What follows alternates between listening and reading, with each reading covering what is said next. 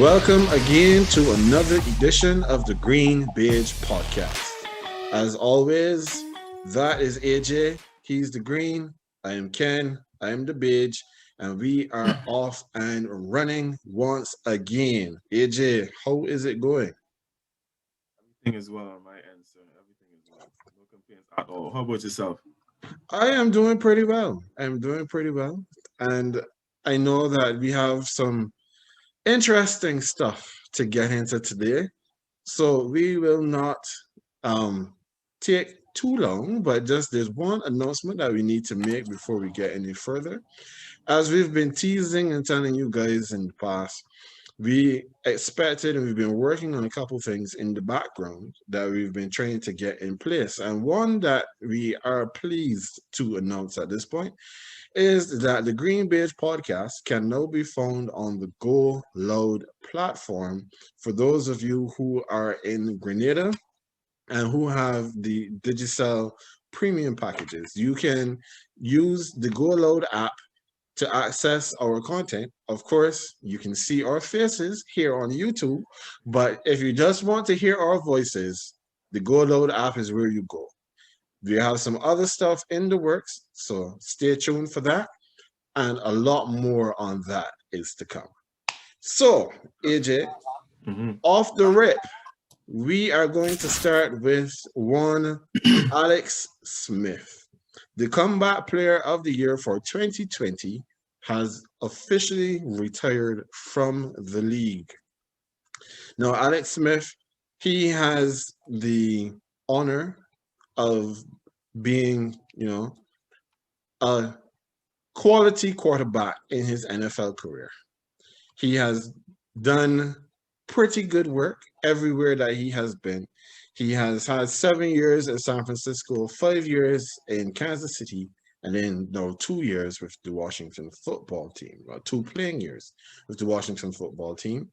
And for his career, Alex Smith has started 167 games and he has a career record of 99, 67, and 1. Now, AJ, when you think of Alex Smith, what comes to mind? Where do you stand on Mr. Smith? I've never really had anything bad to say about Alex Smith. I think he's always been I guess a decent, a better than serviceable quarterback.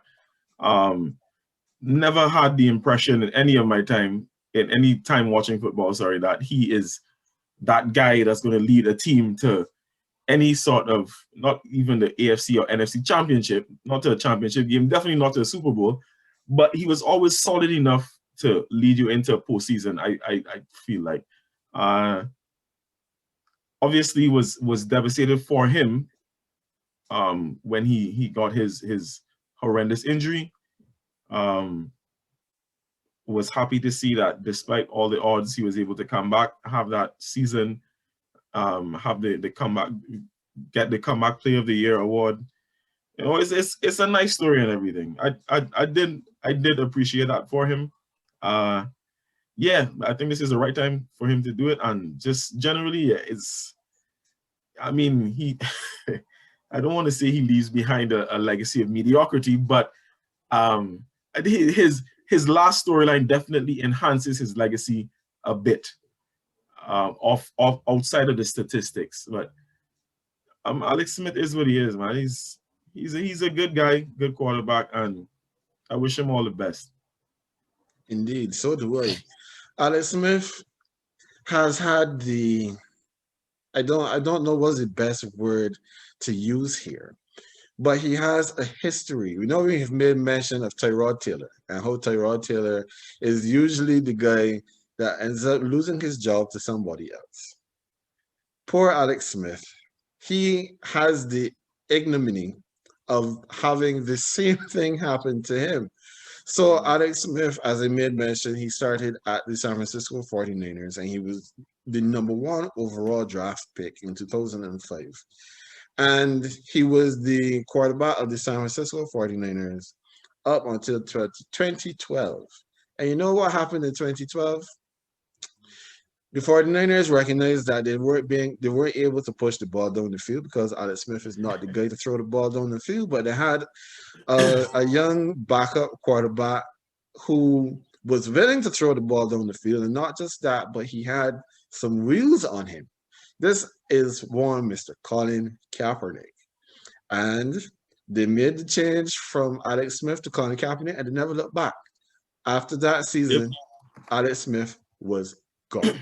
So he then Kaepernick did lead them indeed at least to NFC Championship and a Super Bowl. So. And a Super Bowl.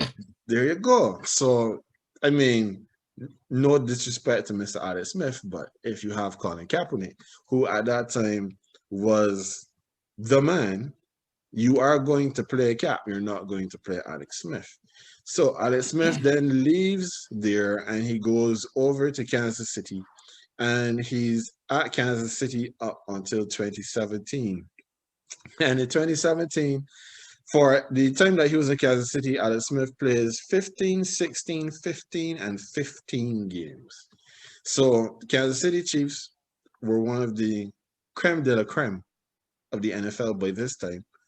And, you know, Aldon Smith is quarterbacking him well. And you remember in that last season that he had with the Kansas City Chiefs, the Chiefs had their playoff position locked up so early that it didn't need to play all of their starters in that 16th game.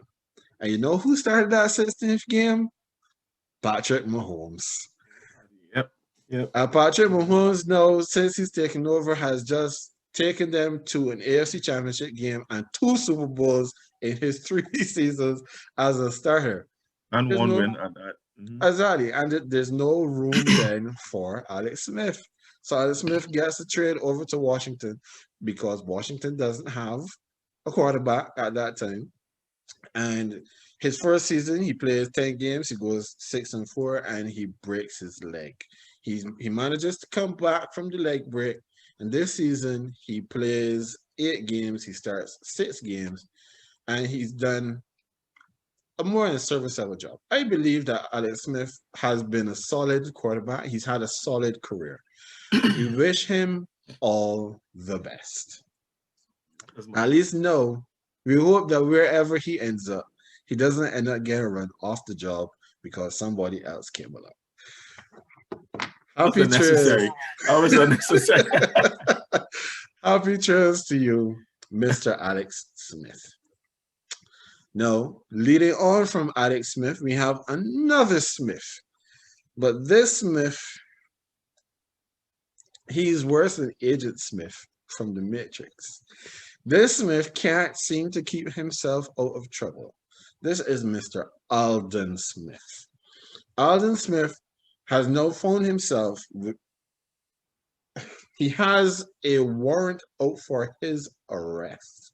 Aldon Smith is wanted by the police on a 2nd-degree battery charge in Louisiana. So AJ, I'll give you first crack at this. When you hear of Aldon Smith and this new charge that he has in New Orleans, what comes to mind? So as we were just mentioning this off air, the one thing I remember about Aldon Smith is that he was a cowboy and he was arrested previously, and it was for a hit and run, DUI, vandalism. And this is a good few years ago. The man just can't seem to keep out of trouble. He clearly loves trouble more than he loves the NFL. So, but you know how it is. This is like a fraternity. So usually they give you as many chances until you absolutely, completely outdo yourself to the point where it's of no return. So he was given another chance, and here we are again. No longer with the Cowboys, but still causing trouble. When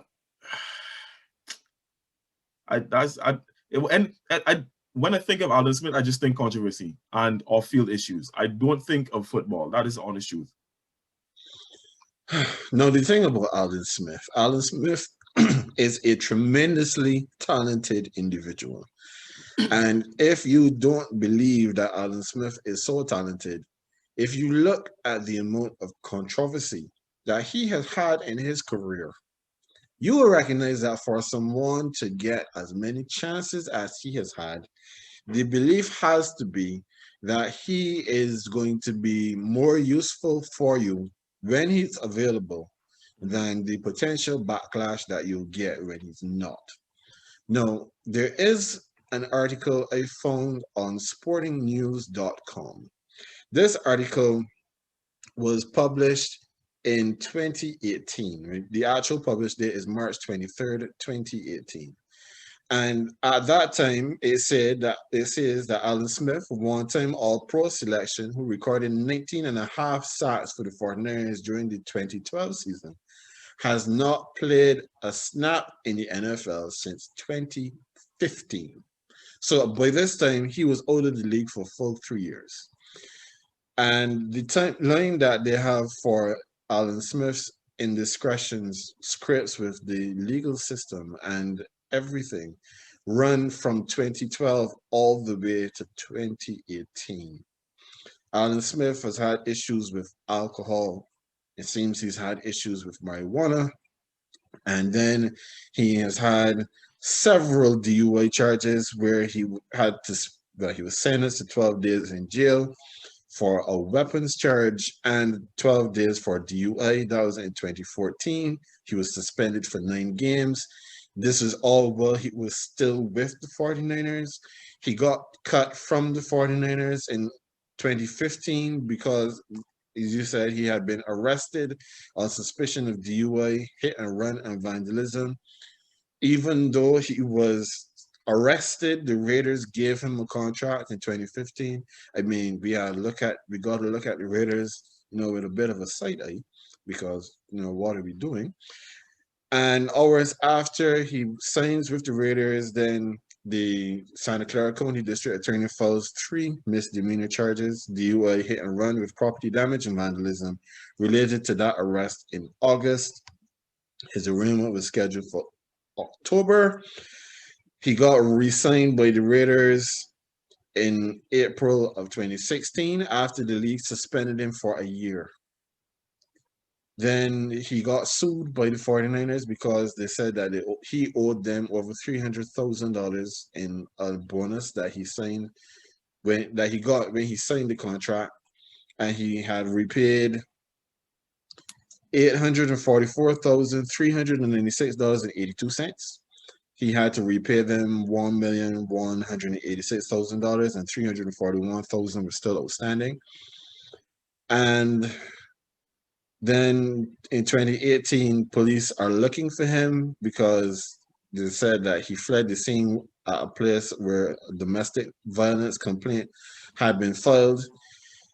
The circumstances of this were that it is claimed that Smith beat up his then fiance and bit her wrists. I mean, this man, and all of this time, notice this is in 2018. He's already suspended. He's out of the league for 3 years. Somehow, he convinces the Cowboys to give him a contract last season. But we know that when it comes to teams that like open box specials, the Cowboys are right up there.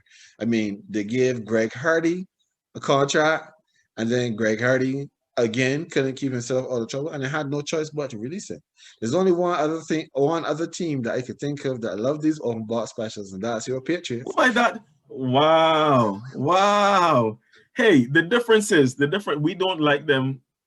We don't take them when they're in the act usually. That our project is usually a reclamation project. All right, there's a difference. The Cowboys are just like, all right, oh, well, you're a football player, but you like trouble, come across. For us, it's usually, all right, are you ready to settle down and do your job? That's the difference. I don't want you classing us with the Cowboys, please, sir. Thanks, please, and thanks very much. Okay, no problem. I will stand down on that one. But the fact still remains that Aldon Smith is a problem. He is a problem, and he has serious problems as well. And the fact that he played well enough last season to parlay that into another contract with the Seattle Seahawks. I guess the Cowboys thought that they had reformed him. And then the Seahawks were taking their lead from what the Cowboys did and said, well, if he played well for you, maybe he'd come and play well for us as well. But clearly, that is not the case. Aldon Smith, as we have had conversations about another brother who seems to not be able to keep himself out of the commissioner's bad books, one Josh Gordon, that we have said before multiple times that Josh needs to, get out of the league and go fix his issues. Yeah. Aldon Smith, I believe, needs to do the same. I the you see the thing is with Josh Gordon, I mean I've always said so because Josh Gordon seems to always have one recurring issue, right? Mm-hmm. It's just one issue that I think he should identify. You know what? I'm having trouble with this. Let me go and try to sort this out and get myself right in this regard and then come back. But Aldon Smith is just he's just a scofflaw. He just whatever seems to be something that could put me into trouble. Yeah, let me do this. That's the main difference here. So I don't even know if there's one particular issue that this guy could tie down and say, you know what, let me try to buckle. I mean, human beings are capable of change. Of course, he's capable of being a better individual in that regard. Let me not come down on him that hard, but there's so many things he needs to fix. If he does decide to step away, he shouldn't even consider coming back. Just get your life right. Just get your life right. I agree. At this point, there are no next chances or second chances for Aldon Smith. I think he has just used up his last one. And unlike, well, I know we didn't have this in the rundown, but it comes in quite nicely. Unlike what happened with Aaron Donald, because Aaron Donald, he also got caught up in the headlines and he got caught up with the law this week because we saw reports that Mr. Donald was reportedly involved in a fight. And when we saw the injury that the plaintiff had received in the fight, we know Aaron Donald, and Aaron Donald is not a small dude. He's not a weak dude. And when you saw a guy with his eye completely swollen shut, it looks like if he probably could have potentially taken a punch from Aaron Donald, which caused his eye to swell up. However, when we saw the video, it was clear that Aaron Donald was not throwing any punches. He was actually trying to break up the fight, and then he got pulled out of it. The reason why I bring that up at this time is because these charges that are coming up against Aldon Smith are as a result of video evidence. This is not something that they are hearing and no investigating. No, we haven't seen, but they have seen enough that they believe that he is worth charging for second-degree aggravated assault, which carries a potential jail term of up to 8 years. And we know that it doesn't take much for a brother to get sent up. And worse yet, when he already has a record, when he's already known for being a troublemaker. So this is something that we'll keep a cursory eye on. It's not something that we need to monitor that closely, but of course, we will keep the folks informed. Speaking of keeping them informed, the GreenBaje favorite topic to talk about, Deshaun Watson. Deshaun Watson and his legal situation is ongoing still. We have heard today that the attorney for the 22 civil suits, they have had to release the names of all of the accusers. So now everybody who is accusing Deshaun Watson, they're no longer being referred to as Jane Doe number 3 and Jane Doe number 7. We have names that we can put to all of them. And Deshaun Watson's attorney, Rusty Harding, said today that we answered all of the lawsuits filed against Deshaun Watson. Mr. Watson has been adamant that he did not engage in any improper conduct, and we strongly believe him. Therefore, the answer to the question of whether we are saying that all 22 plaintiffs are lying about the allegations of sexual misconduct by Mr. Watson is a resounding yes. So, AJ, what do you make of these most recent developments? I don't allow myself to process too much of this information at one time. So the most I thought about it, it was like, okay, well, this is getting real. I think there was something else I saw from his end, if I remember correctly. And I can't even remember the details of that. No, it's it just feels like this is getting all too real, and this is way beyond just just I mean, it was for a while, but it's way beyond okay, well, what's going to happen to Deshaun Watson in the NFL next year? Which team will he be on? It feels now like, okay, what is going to become of Deshaun Watson generally? It it it seems to be heading on that path, in my opinion. Yeah. So we remember that in our early days when Deshaun Watson was saying that he wants out, and I came on record and they said that Deshaun Watson had all the power in this situation because of his status as the starting quarterback of the Houston Texans. That has not aged very well at all because with this with this situation that he now finds himself in, nobody is thinking about football. Nobody is considering, like, there's no chance at this point. There is no chance that unless all of these 22 lawsuits are resolved between now and July or June, when the OTAs and the mandatory training camp and everything starts, it is almost impossible to, at this point, envision Deshaun Watson as a starting quarterback in the NFL, regardless of which city, for 2021. Now, one of the things because I'm looking at an article here from Yahoo Sports, and the there's something here that I wanted to read. It's speaking still about what Deshaun Watson's attorney, Rusty Harding, has said. And this is Yahoo Sports. This article was posted today by Charles Robinson. Says the filing, speaking of his filing of the counter suits against the women, the filing comes with a summary of counter allegations against the women who have filed suits against Watson, with an inference that the quarterback's defense team has been able to take apart the story of each accuser, know that their identities have become part of the public record. Harding attempts to drive that point home with a brief indexing of claims that divide Watson's accusers into different subgroups based on their alleged behavior surrounding the incidents spelled out in civil suits. Within that indexing, Harding contends, after the massage therapy with Watson, 8 plaintiffs bragged about, praised, and were excited about massaging Mr. Watson. 7 plaintiffs willingly worked or offered to work with Mr. Watson after their alleged incidents.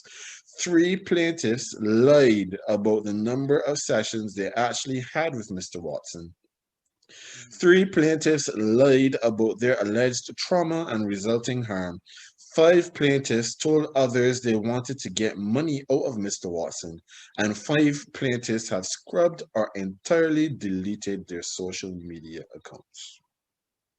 The crux of Harding's accusation against Solis, who was the first one, I think she was the first one to, yes, Ashley Solis, she was the first one to bring a civil suit against Watson. And more broadly, against the entire group of 22 suits against Watson, is that all the women had encounters with Watson that were either unremarkable massage sessions or consensual sexual contact, but are now lying about the experiences to extract money from the quarterback. And Harding claims to have the evidence or testimony to prove it in each case. So this is a mess. This is that was what I was just thinking. That's a lot to unpack. That is a lot to unpack. Yes, it is. Yeah, this is wow. I'm sorry. No, go ahead. You were saying. No, I mean, all I was going to say is that the ramifications of this situation in this case is not only going to have a significant impact on Deshaun, but it's also going to have a significant impact on these 22 women. And if the attorney, if Mr. Harden has all of the evidence that he is alleging that he has, that is quite a lot of ammunition that he's sitting on. So, I mean, we're going to see where this goes because this no has legs to run. Wow, that's that's so much. That's a that's a lot going on, though. And I'm not even laughing. This is not a funny situation. Sorry, that was just it's just like wow. This is Yeah. just a wow. Yeah, that was just a lot to unpack, though. There's nothing I can make of that. I'm waiting to see how this unfolds, but it's hate these. You always hate to see these kinds of situations. So Exactly. And I am not saying that I don't believe the women. I'm not saying I don't believe Deshaun. At this point in time, we don't know who to believe. So we have to wait and see what evidence comes out. And then once we get an opportunity to see the evidence for ourselves. And again, it is important to make sure that we understand the distinction between what is happening here and what potentially could have been. Deshaun Watson is facing civil suits. Civil suits is based on the preponderance of evidence. That's how they make the determination of who's at fault and then therefore who gets paid or who gets exonerated. If it was a criminal case, criminal cases go beyond the shadow of reasonable doubt. So all we can do now is just wait and see how this one plays out. Right, AJ. So after we've gone through the serious stuff, we get to have a little fun. So we are on to who do you trust? And this week, who do you trust? We go. Who do you trust is on one of my favorite positions in the NFL. Now, AJ, I'm going to give you a little history, a little insight into Ken as Ken was coming up. And then you will understand me and my fandom a little bit more. So, when I was a child, the first NFL player I became aware of was Barry Sanders. There's the book ship, the Lagos that sails through the Yeah. I went on the Lagos and I found a little book. It wasn't very big and it wasn't very thick, but at that time I used to read and used to read a lot. Something about this book caught my attention. And I read about Barry Sanders and they were talking about how great of a football player Barry Sanders was, a running back. And then I got to see a little bit of the game and I fell in love with the running back position. When I, in my youthful exuberance, thought of would I play in the NFL, and I was like, if I was going to play a position at that time, like I said, I was in love with the running back position. Right. Since then, I have rethought the position that I would play if I was ever going to play, and I'll give more on that at some other time. I can't wait to hear that. But the running back position was always one of my favorites to watch because he was the guy, he took the ball and basically he ran through the line or he ran around people. And back in the day, he used to really lower his shoulder and run through people. So running back position has always been one of my favorites. No, we see that the running back position in the NFL has been devalued to a point that is upsetting from someone like me who just loves the position. I've never taken a snap with pads on, but to see what has become in the league's mindset of the running back position, it disturbs me. It bothers me because yes, they have made the league much more of a passing league, but when you're looking to manage the game, what do? They run the football. The teams that usually have the most success are teams that are balanced with running the football. You don't have to run it 50 times a game, but as long as you can get 20 to 25 good carries, you shorten the game, you keep the other offense off the field. So, AJ, who in this first question of who do you trust? Do you trust the NFL in their management of young running backs? No. Trust who? I don't trust the NFL to manage any position outside of the quarterback position. That's a short answer. If you're looking specifically at the running backs, nah, I can't say I do. I think there will always be, as is the case with any sport or any particular skill position in the NFL, there will always be exceptions to the rule where you'll have certain players who, based on the team they're in, will always basically warrant a huge contract in terms of, just based on their value to that organization. But do I trust the NFL as an overall entity, the body, the governing body to protect the position? No. The rules will have been and will always continue to be going forward, in my humble opinion, be catered more towards the quarterback, the face of the organization, the backbone, the overall play caller maker, everything. Like, it'll always be the QB. So I don't see much necessarily changing in terms of the NFL's stance on it. A few teams will have their outliers. That's always going to happen. But as for the NFL, no, don't see it. Well, like you, I don't trust them at all. Trust who? I don't trust them in the slightest.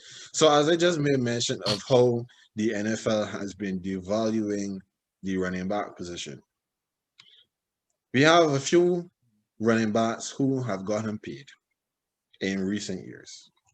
But the list is far longer of running backs who have not gotten paid.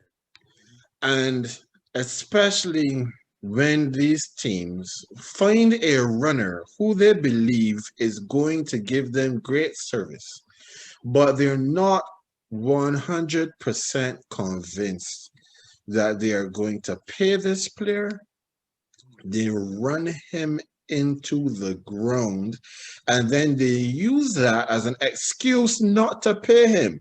And the first name that comes up when I think of this kind of disgusting behavior is DeMarco Murray. Do you remember DeMarco Murray? Yeah, definitely, of course. Yeah, remember DeMarco. Yeah. DeMarco Murray was with the Dallas Cowboys for 4 seasons. He was drafted with the Cowboys, and in the time that he was with Dallas, he had 934 carries for 4,526 yards and 28 touchdowns. The most egregious part of this, though, is that of the carries that he had, the 934 carries, he had 392 in that last year. And with those 392 carries, the Cowboys then used the fact that he ran so much as if it was not their offense, their coach that gave him all those carries to say, you have too much wear on your treads. You have taken too much abuse. We don't believe that you are worth the money that you think that you should get or the extension with us that you believe you should have. And it forced DeMarco then to leave the Cowboys. He went to the Eagles in the division for a season. He played 15 games. He had 193 carries for 702 yards, 3.6 yards a carry, which is not great, but it's still okay. He leaves there. He goes to Tennessee. He has 2 years in Tennessee, and then he's out of the league after 2017. But for his career, he's averaged 4.5 yards a carry. But they ran him into the ground in Dallas, knowing that they weren't going to bring him back. So when I look at the NFL and how the NFL in general treats running backs, I have no trust. There can be no trust for them because they're disgusting with it. They have no shame. They run them basically out of the league. So can't say I disagree there. I mean, unless you're in this era now, unless you're a pass catching back or you're simply an absolute bruiser, where in your heyday you're just knocking over everyone and it's almost impossible to stop unless two or three fellas grab a hold of you. You probably ain't getting that kind of contract, no. No, And the protection that comes along with it and security as well. So yeah, correct. I definitely agree. Exactly. And as you talk about security, a running back is literally, in many cases, one ACL away from being out of the league. That The easy. Yeah, It's the that job easy. security for that position is at an all-time low. So we had some other quarterbacks who have been on the move. We have some quarterbacks that have popped up in some new places. I know we mentioned one of them before, and one of them is a much more recent move, and we hadn't touched on it before. But the one that we talked about before was Mark Ingram, who was a Saint, and then from a Saint, he went over to be a member of the Ravens. He had a couple good years with the Ravens, and now he's popped up in Houston on a 1 year, $3 million contract.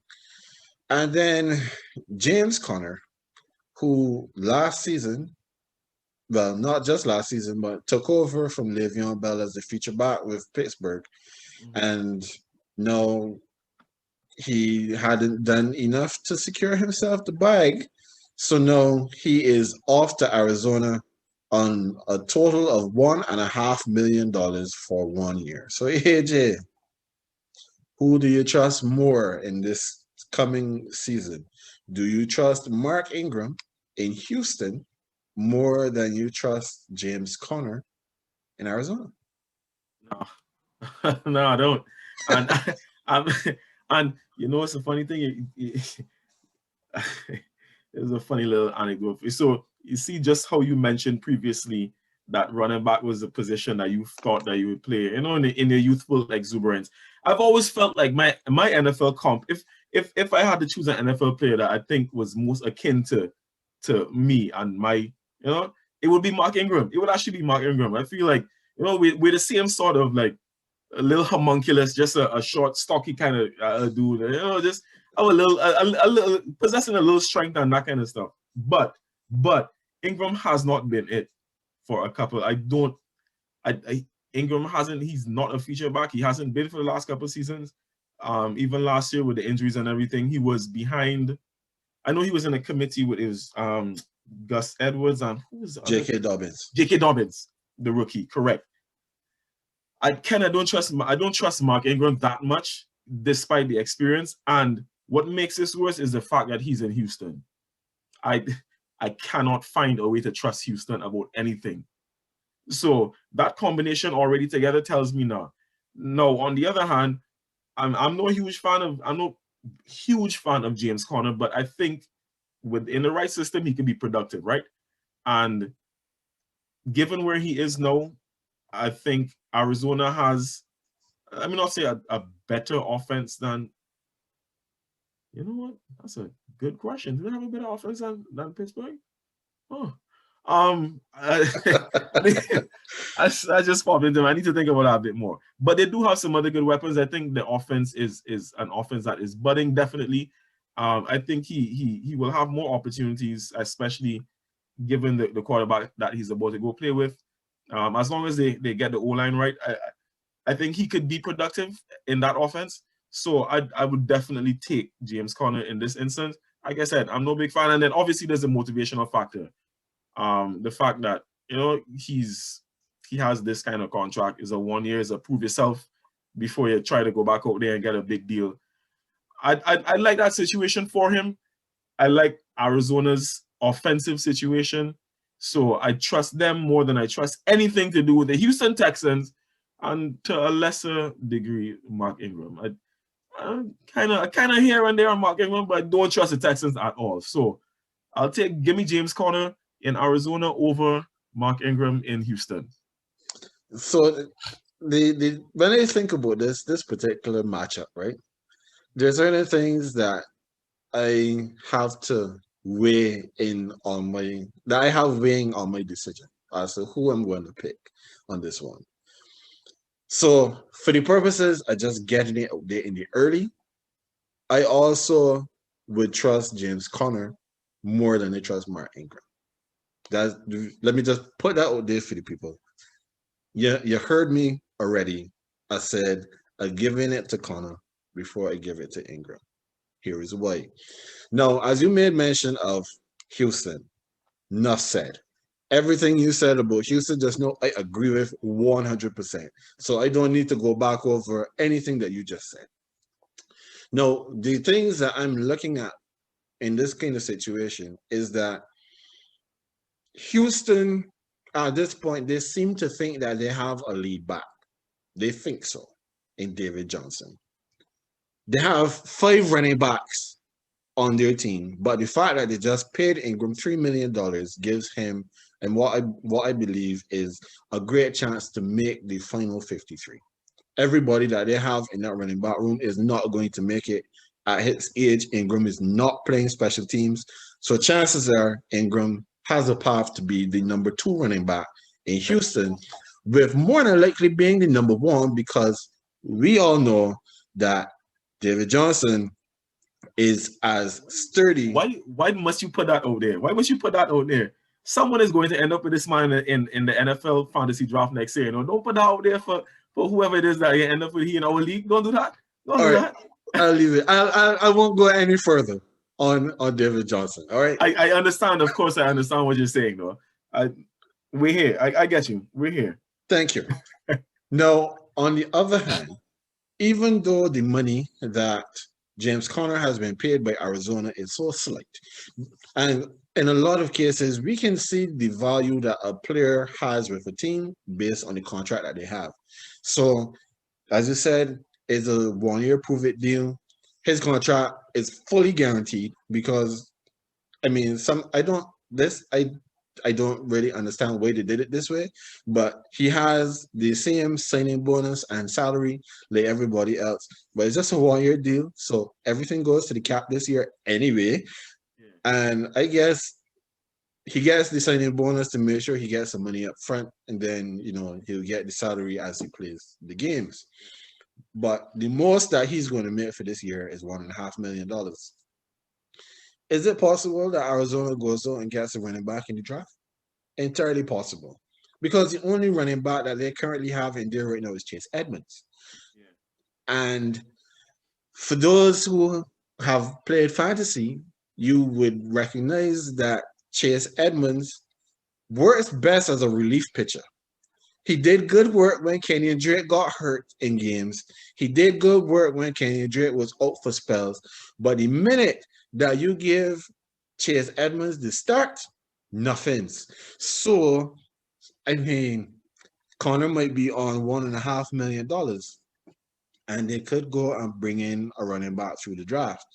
Of course, guys get cut, go through waivers, etc. So others could come in as well. But I believe that Conner has a path to being the number 1 running back in Arizona, even though the money would suggest that he's not supposed to be it. And as you have made mention of, with the weapons that they have on offense, especially at the quarterback position, and they do have a pretty good offensive line, he could be much more productive this coming season than he has been in the past. Yeah, I agree. Yeah, that's the same way I see it. And I didn't care to mention Chase Edmonds because I didn't think he was worth mentioning. But everything you just said, I co-sign. This is no disrespect to Chase Edmonds, but everything you said, like, it's true. Chase Edmonds is not that. He's not never going to be a feature back. There's more potential for Conner to be that, and as you said as well, it's possible that they re-up in the draft. I can't recall off the top of my head what position they pick at in the first round, but that is very possible. And there's a running back in this draft. I know you're not a college guy, but there's a running back in this draft. I really want to see where he lands. That's Najee Harris. I really like that guy. I really like that dude. Anyhow, we'll get into that further down. But yeah, Conner over Ingram in this situation for sure. I feel like I would have given more consideration to Ingram had it been another organization. But Houston, nah, nope. Agreed. So No, after we talk about guys who, have been on the move, then we have to, I mean, it'd be remiss of us to go through an entire conversation talking about running backs. And we don't talk about the current king. And that is King Henry, Derek Henry, master of the stiff arm. One of my favorite players to see running the football. And I I remember, I do not remember who, but I remember it being said that it is almost unfair that someone that big, someone that strong, is also that fast. When that man gets into open field, the way he, the way he runs, I mean, as in his actual gait, it makes me laugh because it is head up and arms just pumping, and nobody can Yeah, catch him. yeah. So AJ, do you believe that there is a running back out there in the league? Sorry, that's not the way I'm asking this question. Do you trust King Henry to be top of the pile in 2021? If I trust King, listen, I trust King Henry so much, right? This is my early prediction to you. If I have a top pick in one of our leagues next year, I'm taking Derrick Henry before I even take Christian McCaffrey or Alvin Kamara. I'll tell you that right now. This man doesn't get hurt, and he will run. He will run the smack out of that football every single game. He, brother, I, I'm glad he's not in my division. First of all, You should. but yeah. But now I really like this dude, man, for real. I like what he could do with the ball, and like I said, I trust him that much. And Run CMC has been one of my favorite players in this league, even since he was drafted, because he had a little bit of hype coming into the league. So I've kind of been watching him since college as well, right? Mhm. Like, well, his draft year and whatnot. So I've always been a fan of his, drafting him in a couple of leagues. But nah, if I get first or second, I know if I get like a third pick, the first two men probably taking like Patrick Mahomes, and then you might see Lamar Jackson, men taking quarterbacks real early now in drafts, right? Mhm. But I'm telling you, if I have a high pick and this man falls to me, my first pick is Derrick Henry. Take that to the bank. So, I mean, when you say A, you have to say B. I understand where you're coming from when you say that Derrick Henry is going to be your first pick because it is difficult. It is difficult for me at this point in time to say that there is another running back out there that I believe is going to beat Henry for the rushing title. So yes, I also trust Henry to be king again. But that is primarily predicated on looking at the opposition more so than him because we know that he is great.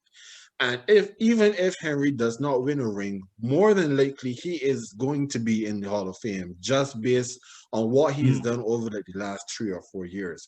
So Derrick Henry is that guy. But when we think of the other running backs in the league, who comes close? There's nobody. The only other team that is as wedded to running the football with a single back, like how the Tennessee Titans have been with Derrick Henry, is the Minnesota Vikings and Dalvin Cook. Yeah. And you know Dalvin Cook, his hamstrings are like old rubber bands. They are always susceptible to popping. So, And you have no respect for these men, you know. but that's not true. I have a lot of respect for Dalvin No, no, Cook. no. Sorry. I'm sorry. Just yeah. Just being facetious. Go ahead, sir. Go But ahead, this, sir. but the fact still remains that Dalvin Cook is good for being out a few games with a Yeah. hamstring injury. The other Definitely team, missed a couple. Yeah. yeah, the other teams that like to run the football a lot, Baltimore, the number one rusher of the football is the quarterback.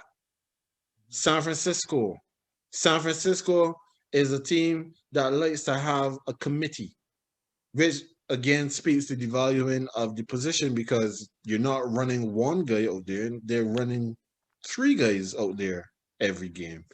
Um, I can't think off the top of my head of another team that is so run heavy in the league. We don't have the running backs that run the football like Derrick Henry. So Derrick Henry has to be supposed to be I was supposed to be Zeke, innit? let's not even talk about that because Zeke now is being held up as the example of why you don't pay running backs because Zeke got all that money and all his production just fell off the same time. Yes, the offensive line was not as good in the last 2 seasons since he's gotten paid. But if you are the running back that's getting that kind of money, the expectation is for you to be able to make up the difference. You have to be able to make things happen when things aren't there, like Derrick Henry does, where if you give him enough room and he gets up ahead of steam, then there is no arm tackling him. You have to put multiple bodies on him to stop him. Zeke doesn't have Yep. that. He doesn't have that physical profile. He's been injured last season, and when he's been fit, his production has not been there to the point where they've been even saying that McFadden should be getting more run than him. So, sorry, Pollard. Yes, Yeah. Tony Pollard. Yeah. Yes, you're correct. It's Tony Pollard. So at this point, it has to be Henry. It can't be anybody else. No, you just made mention of two names, and you said that you're taking Henry before you would pick either of these two guys. But these are to me, these guys now are the gold standard of the modern running back, the pass catching back who can do multiple things. A la Le'Veon Bell in his prime when he was with Pittsburgh. We know now Le'Veon is not Le'Veon anymore. So, AJ, who do you trust to have a more productive season in 2021? Alvin Kamara or Christian McCaffrey? After I just spoke so highly, like I like both of these guys, but after I just spoke so highly of Christian McCaffrey, there's no way I'm going against him. And not just because of that, but like I said, I've been a fan for a while, and the guy he's never made me a liar. He's never made me I mean, last year he wasn't unproductive, he was injured. So I mean, from a fantasy perspective, I may be like a little hesitant to draft him early, but if I'm like speaking strictly from a fan standpoint, I would say Christian McCaffrey. He usually could do everything based on his physical nature, his type. He's a strong dude, and he's just been improving his physical stature year over year. I mean, last year was an outlier year. First major injury. I still believe he bounces back, and in that offense, he's going to be the one. He's going to be the one in that offense, and yeah, I think it's him next year. Alvin Kamara had that title last year because CMC was out, but I given that to my guy Christian McCaffrey this year. Yep. Let me hear you. I know where this is going. Of course, you know where this is going. The first NFL jersey I ever purchased was an AK-41 Alvin Kamara.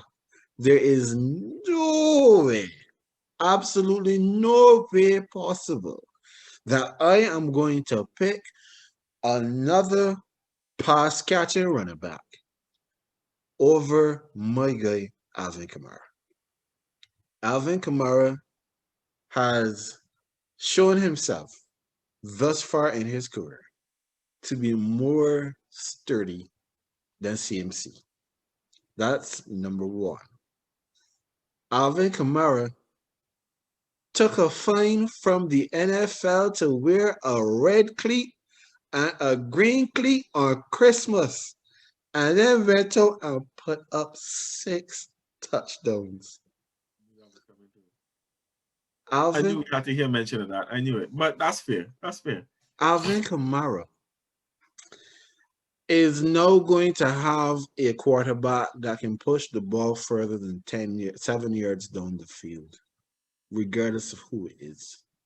I expect it to be Jameis.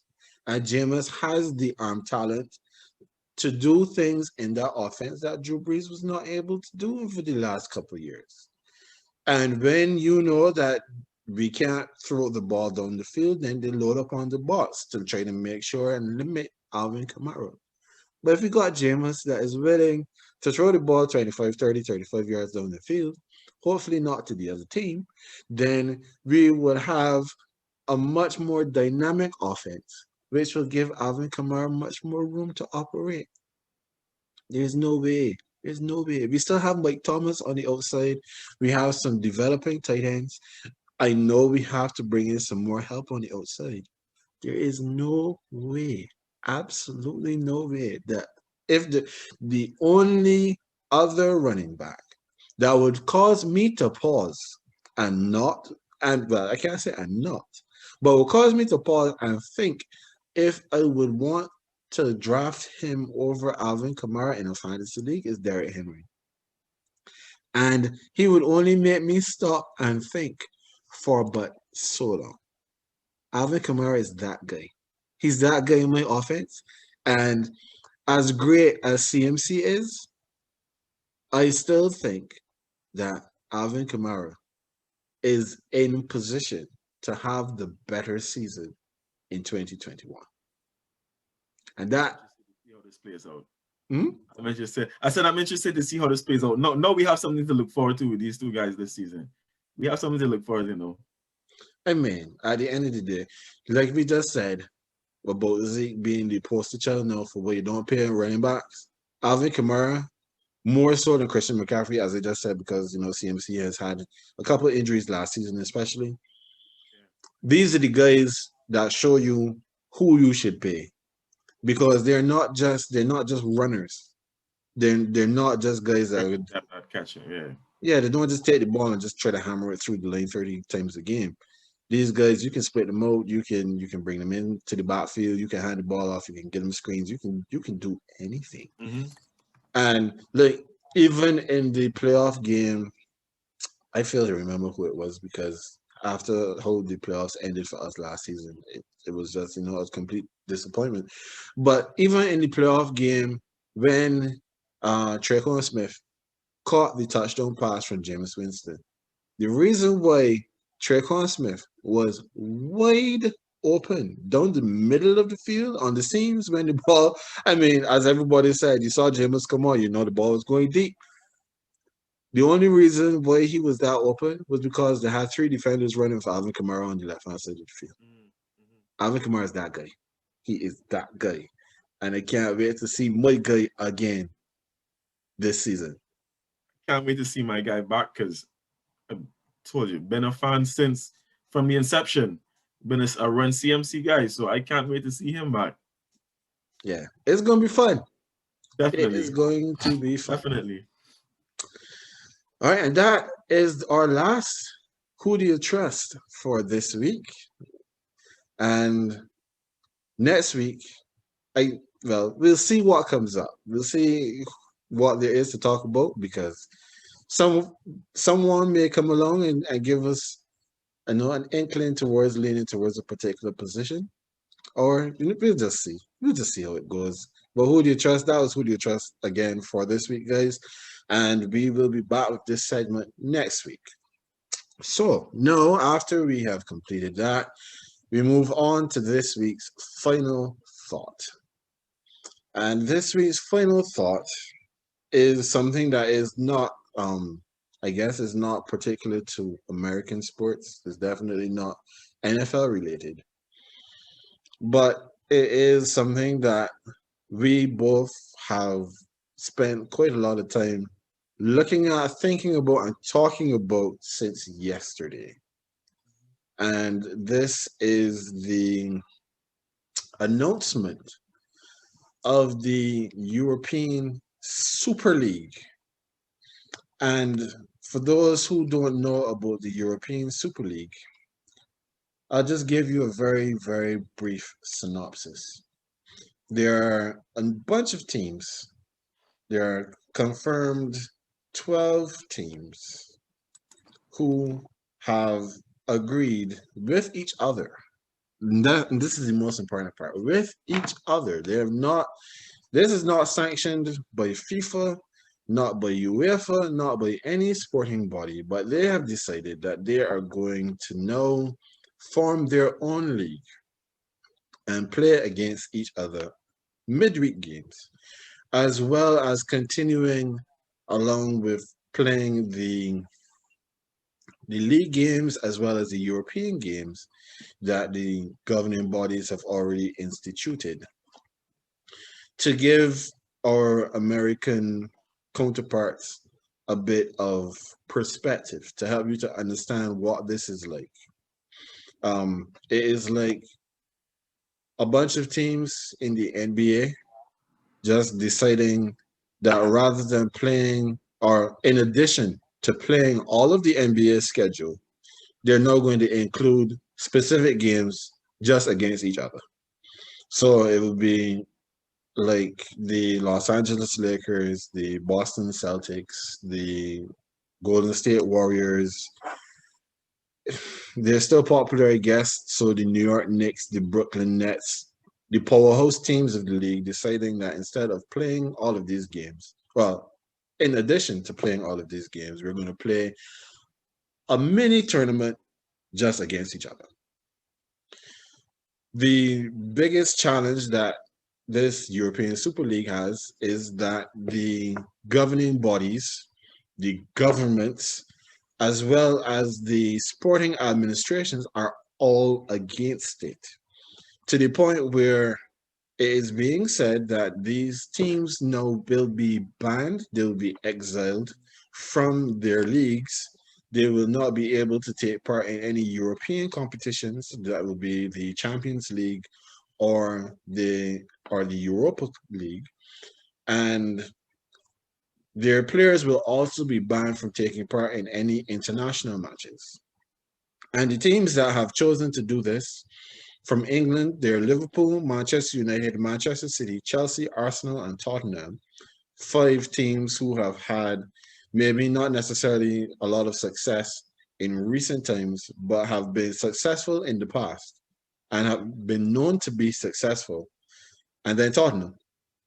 Then you have from Spain, you have Barcelona, Real Madrid, Atletico Madrid. In Italy, you have Juventus, AC Milan, and Internazionale Milan, Inter Milan.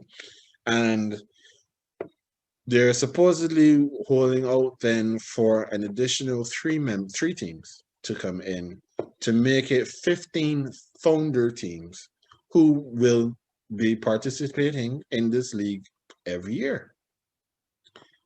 They have plans for it to be a 20-team league in total. So then they're bringing in 5 teams from the various leagues to also make up the rest of their roster for that season. And these 5 teams can be swapped in and out based on their success in their domestic campaigns. As I said, FIFA has said that they're banning all players that are going to be part of these teams taking part in this league. We have UEFA saying the same thing. The Premier League, the Spanish League, the Italian League, they have all come out and condemned the league as well. And so to help you understand the full impact that this may have, imagine that in a year where there is the Olympics and there is the basketball championship, that the Los Angeles Lakers, the Golden State Warriors, and the Brooklyn Nets, just those 3 teams, because those are the teams that have, I guess, the most names and the most stars, all decided that, hey, we're going to go and set up our own little thing over here on the side. And as a result, the American basketball governing body decides, well, if that is what you're going to do, then LeBron James is now ineligible from playing for the national team. Stephen Curry is ineligible. Kevin Durant, James Harden, Kyrie Irving, Anthony Davis, they're all ineligible because they're now taking part in something that's not officially sanctioned by us. That has a direct impact on the quality of the team that's going to take part in whatever tournament they're going to. No, you would think then that because it is still the National Basketball Association and we have the best of the best playing here, that losing those players might not necessarily be so bad. But that's just 3 teams. Imagine if half of the league were to decide that they were going to go set up their own thing, and then all of a sudden they're now ineligible. The level of competition that you can put forward then with who is left, like let's say that along with those teams, you took out Utah, you took out Phoenix, you took out Atlanta, so Trae Young is now gone. You take out Indiana, so you can't call on Malcolm Brogdon. We already said that you're taking out the Knicks, so you don't have the collection of players that you would have wanted to go forward, and that's just the first problem. Now, the second issue that I have with this particular move is the fact that the players themselves do not seem to have been consulted when this decision was made.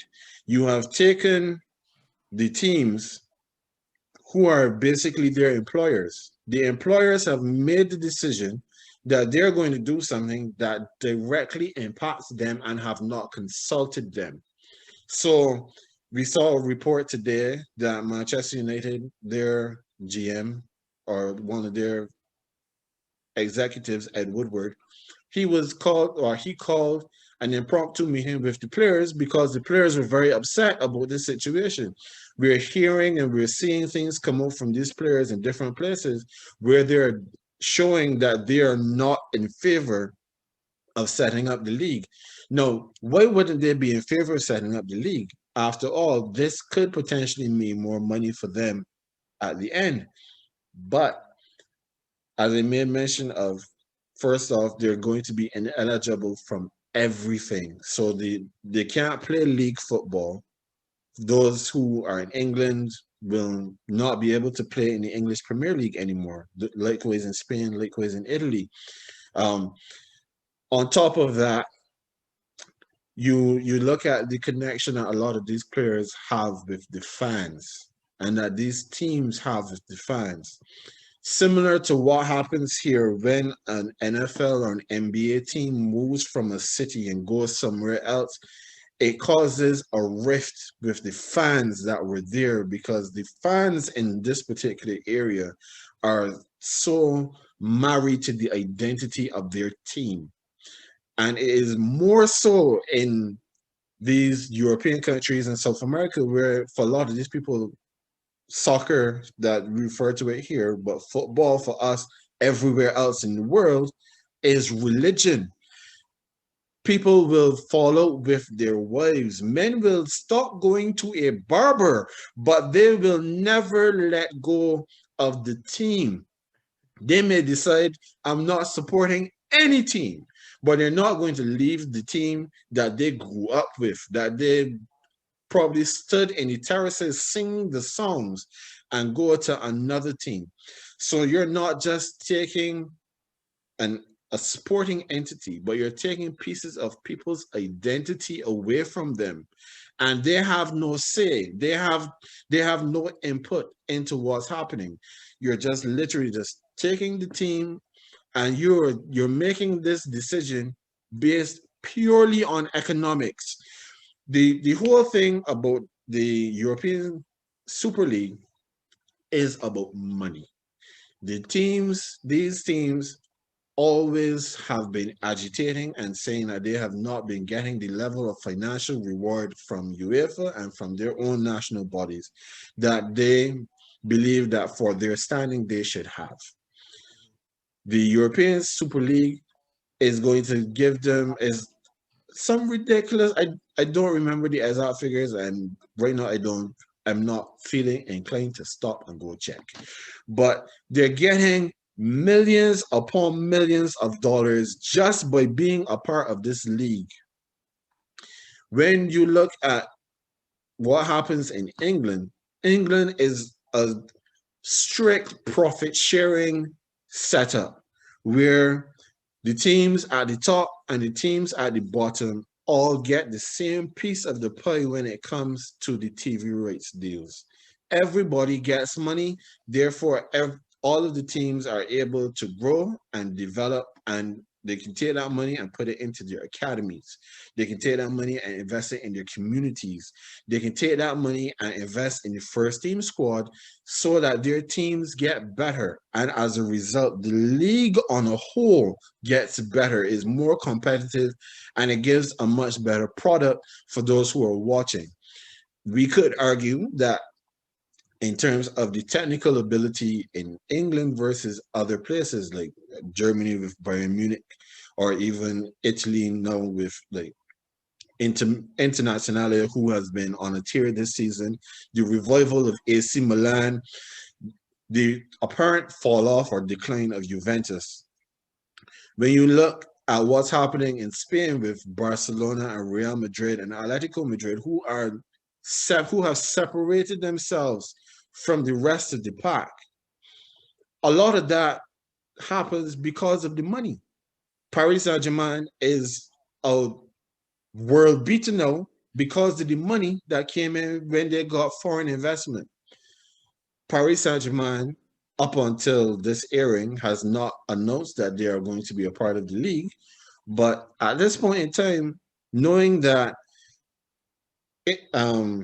Real Madrid is supposed to get kicked out of the Champions League, Manchester City is going to get kicked out, Chelsea is going to get kicked out, Paris Saint-Germain is the only team left. So by default, they could be the Champions League champions this season.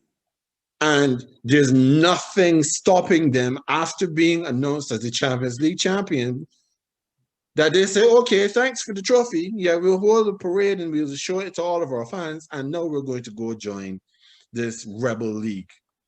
So at this point, for the players, for the fans, this is not a good happening. This is not something that they're going to feel very great about, because yes, you're going to be looking to get all of this extra money, and they're talking about how they're going to be investing it back into football and all that stuff. Now, for those who don't know, AJ and I, we have not hid our allegiances to the Arsenal Football Club. And Arsenal FC is owned by Stan Kroenke.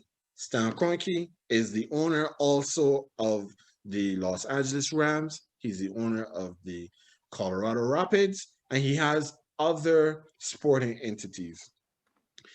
We have gone on record several times with our displeasure with Kroenke because of the amount of money that the team has been generating for KSI, and he's been taking that money and not investing it into the team.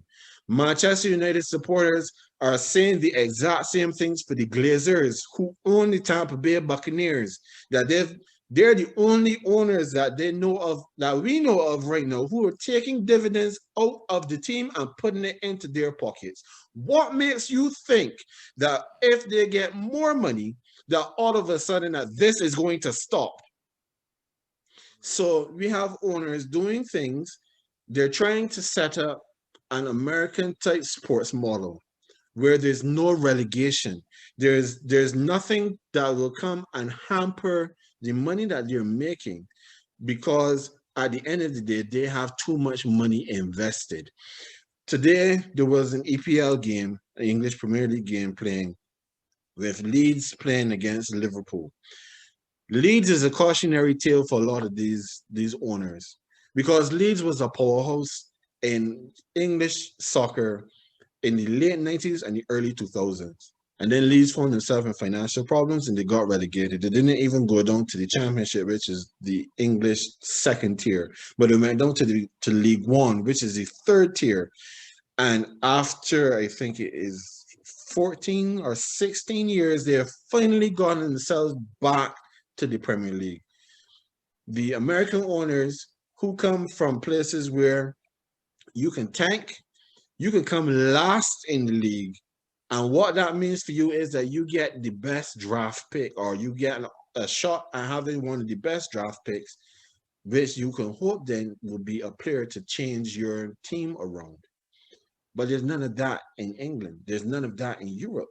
It is perform or be demoted, but they don't want to take those financial risks, especially when you see like a team like Arsenal, who has not won the Premier League since 2004. They've won cups along the way, but they have never won. They have not won the league in over a decade. Liverpool finally won a Premier League, and the Premier League has been in existence since 1992. Tottenham has not won anything in my life, but they're somehow included in this league. I don't know why. Well, sorry, it's not I don't know why, because I've just outlined why. It's all about the money. This is just a huge cash grab. And as I told you, AJ, when this happened yesterday, this put me in a tailspin because I was already working on what we were going to talk about, and then this happened. I'm going to step off my soapbox here because we don't know how this is going to play out. Right now, we have FIFA and UEFA saying that if they continue along this path, all of these teams are going to get kicked out, and the players are going to be ineligible, which is going to hit them in their pockets directly. We have the Super League who is saying, to hell with winner, we going ahead, and y'all can do whatever y'all got to do. The players, the fans, the coaches, all of them are caught in the middle of these two monoliths. And I can only hope and pray that they come to some level of understanding where either the Super League is abandoned or they find a way to make it work so that we don't have this level of disruption, because on behalf of the fans, they need to figure out, they need to stop playing with things that are integral to people's identities.